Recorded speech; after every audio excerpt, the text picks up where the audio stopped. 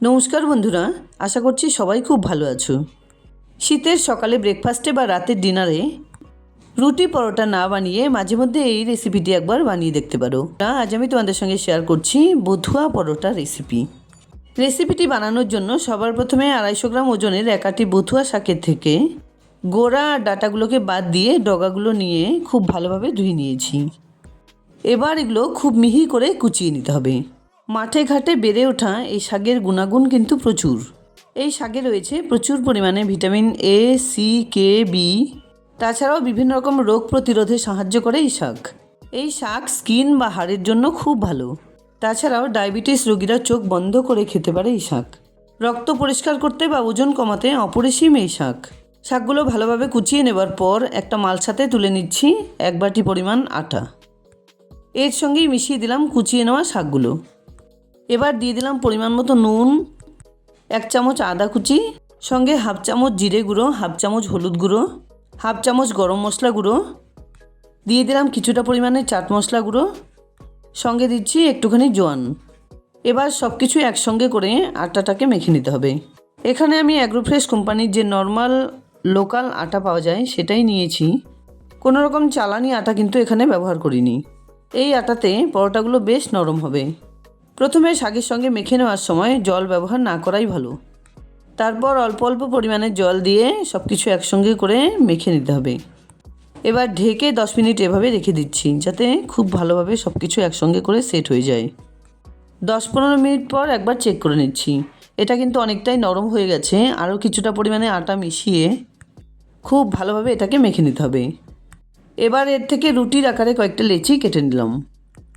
এখানে আমার মোটামুটি 10টা মতো পরোটা তৈরি হবে, তাই সেভাবেই লেচিগুলো কেটে নিয়েছি। অল্প অল্প পরিমাণে আটা মাখিয়ে খুব সুন্দর রুটির আকারে এগুলোকে বেলে নিতে হবে।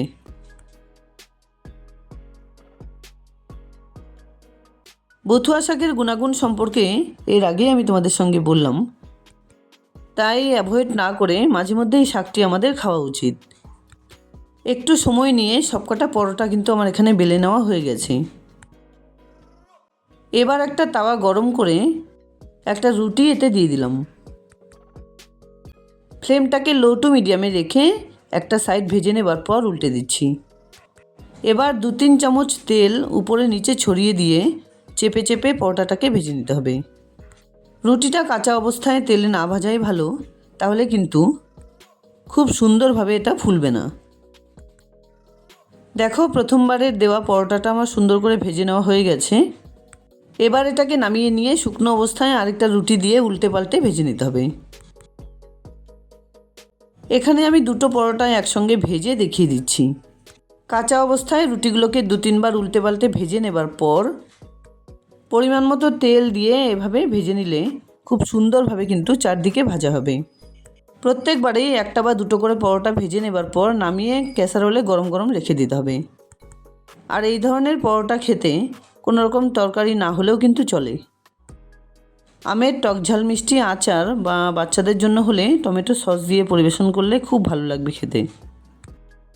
যাই হোক, আমি এখানে আমের টক ঝাল মিষ্টি আচার আর টমেটো সসের সঙ্গে পরিবেশন করে দিয়েছি। আশা করছি আমার শেয়ার করা এই রেসিপিটি তোমাদের খুব পছন্দ হয়েছে। যদি এতটুকুও ভালো লেগে থাকে তাহলে প্লিজ ভিডিওটাকে একটা লাইক করো, শেয়ার করো ফ্যামিলি ফ্রেন্ডসদের সঙ্গে।